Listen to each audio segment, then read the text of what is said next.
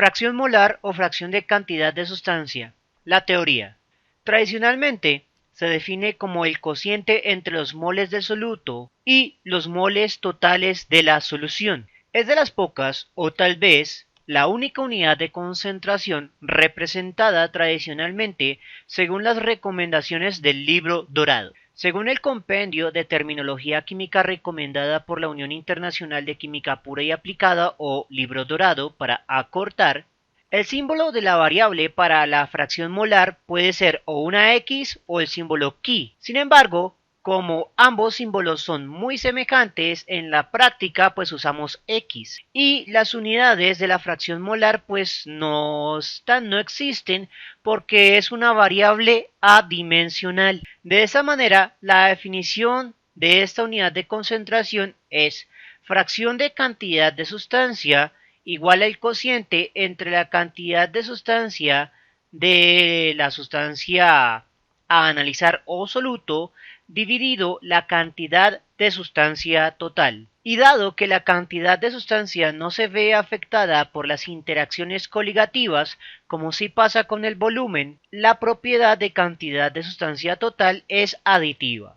Eso quiere decir que la cantidad de sustancia total es igual a la suma de cantidades de sustancia. Normalmente, como tenemos mezclas simples, eso quiere decir que la cantidad de sustancia total es igual a la cantidad de sustancia del soluto más la cantidad de sustancia del solvente. Debemos mencionar que la fracción de cantidad de sustancia posee una propiedad llamada simetría, aunque esa simetría también es expresada por otras unidades de fracción, como fracción de masas o fracción de volúmenes. La fracción de simetría se caracteriza por dos cosas, su relación con el 1 y su relación con la fracción de la otra sustancia en la mezcla. Para la relación con el 1 tenemos que la fracción molar de la totalidad de la solución va a ser igual a la suma de las fracciones molares de cada uno de los componentes y a su vez todo eso es igual a 1. Cuando analizamos una mezcla para solo un soluto y un solvente y reemplazamos, podemos calcular la fracción molar para el solvente o la fracción molar del soluto en términos de la fracción molar del solvente y la constante 1, siendo que 1 menos la fracción molar del recíproco va a ser igual a la fracción molar a analizar. Y esa es la simetría o propiedad de simetría de las unidades de concentración de fracciones. Adicionalmente, vamos a analizar en esta presentación algunas manipulaciones algebraicas simples de la fracción molar. En primera instancia, vamos a tener lo siguiente. La definición como tal de la fracción molar ya nos da la fórmula para calcular la fracción molar en términos de cantidad de sustancia de soluto y cantidad de sustancia total. Pero podemos tener dos tipos de enunciado relacionadas a esta ecuación simple.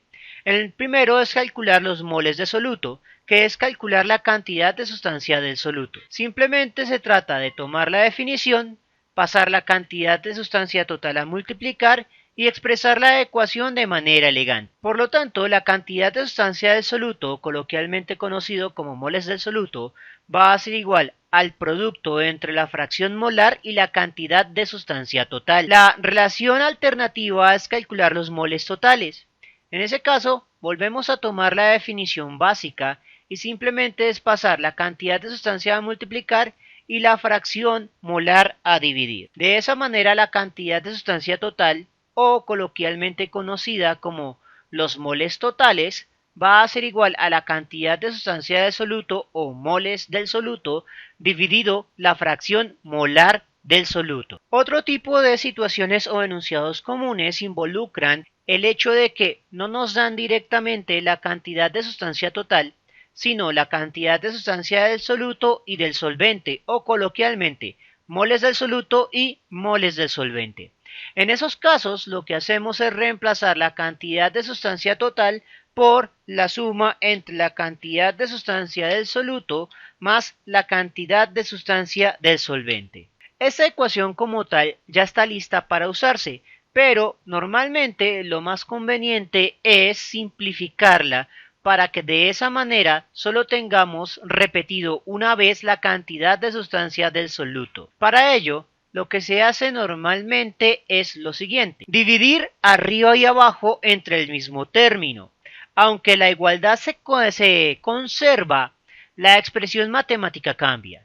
Entonces, si dividimos arriba entre la cantidad de sustancia del soluto, a la cantidad de sustancia del soluto se cancela. Abajo la división se convierte en un factor común. Al resolver el factor común dividimos cantidad de sustancia del soluto entre cantidad de sustancia del soluto, por lo tanto también se cancelan. Y en el último tenemos la cantidad de sustancia del solvente, que estará dividida entre la cantidad de sustancia del soluto. Y de esa manera obtenemos una simplificación de los términos, aunque la ecuación queda expresada de una manera un poco menos amable, pero algebraicamente es más elegante, porque se repiten menos términos. En el siguiente caso nos piden calcular los moles de soluto o cantidad de sustancia del soluto. Por lo tanto, vamos a despejarlo. Lo primero que vamos a hacer es pasar a multiplicar todo este término. Posteriormente, vamos a resolver el factor común que se generó. Entonces, la fracción molar va a multiplicar a ambos términos en el interior del paréntesis. Posteriormente, vamos a pasar a restar a la fracción molar del soluto. En este punto, podemos tomar esta diferencia, la encerramos entre paréntesis porque la vamos a trabajar como si fuera un término unificado, y podemos hacer el cambalache. Paso la cantidad de sustancia del soluto a multiplicar y la diferencia a dividir. En este punto expresamos la ecuación de manera elegante y obtendríamos ya una ecuación lista para usarse, pero nuevamente vale la pena simplificar la expresión porque se nos está repitiendo un término dos veces. Así que hacemos la misma, dividirla arriba y abajo entre el término que se repite, que en este caso es la fracción molar. Entonces arriba se divide entre sí mismo, abajo el 1 queda dividido entre la fracción molar y el otro término queda dividido entre sí mismo. Con lo cual obtenemos la respuesta analítica más simple posible para esta situación. Finalmente, lo que vamos a hacer es despejar los moles del solvente o cantidad de sustancia del solvente. Para ello nos vamos a valer de la ecuación que acabamos de obtener porque ya está a un paso de obtenerse eso. Simplemente vamos a pasar este término que contiene a la fracción molar a multiplicar y expresamos la ecuación de manera elegante. Con lo cual ya obtenemos la ecuación que nos permite calcular la cantidad de sustancia del solvente en términos de la cantidad de sustancia del soluto y la fracción molar. Finalmente, vamos a tener los casos en los cuales debamos hacer estos cálculos en términos de las masas. Entonces, lo primero que tendríamos es que calcular la fracción molar en términos de las dos masas y posteriormente calcular cada una de las masas en términos de la fracción molar. Para ello nos vamos a valer ya casi de la mayoría del álgebra que hicimos para los tres casos anteriores. Lo único que quedaría es reemplazar la cantidad de sustancia por el cociente masa dividido la masa molar. Entonces vamos a comenzar entonces para el primer caso, que es calcular la fracción molar.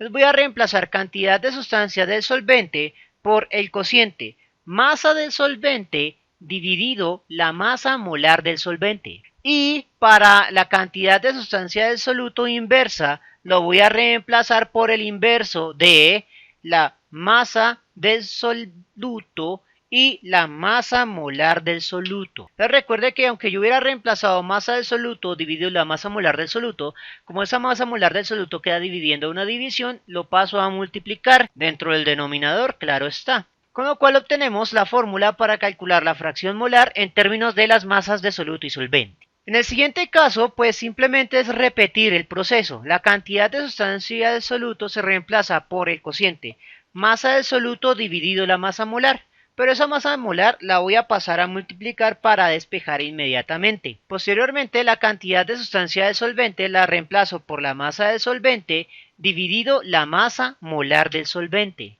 con lo cual ya está, calcular la masa del soluto con la masa del solvente y la fracción molar, además de las masas molares que son constantes de proporcionalidad que salen de los datos de la tabla periódica. Finalmente, el último despeje es muy semejante. Reemplazo cantidad de sustancia del solvente por el cociente de masa del solvente dividido la masa molar del solvente, pero para despejar paso la masa molar del solvente a multiplicar. Y la cantidad de sustancia del soluto se reemplaza por el cociente masa del soluto dividido la masa molar del soluto. Con lo cual obtenemos las tres fórmulas que vinculan a la fracción molar con las masas molares y algunas constantes de proporcionalidad. Aunque parece un juego matemático bastante inútil, estas conversiones son muy necesarias para poder trabajar problemas de un tema de propiedades coligativas que veremos en capítulos posteriores llamado la ley de Raoult. Pero por el momento, dejemos esto como un entrenamiento algebraico. Bien, eso es todo por el momento de las manipulaciones matemáticas simples de la fracción molar.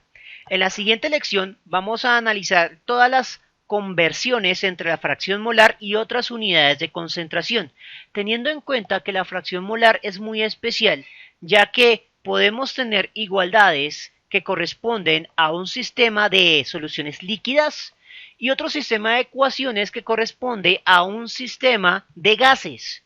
Las fórmulas matemáticas cambian dependiendo de la naturaleza del sistema, pero eso lo veremos en esa lección. Por el momento, aunque tal vez sé que no les haya gustado, espero que les haya gustado y si fue así no olviden suscribirse, darle like y especialmente compartirlo.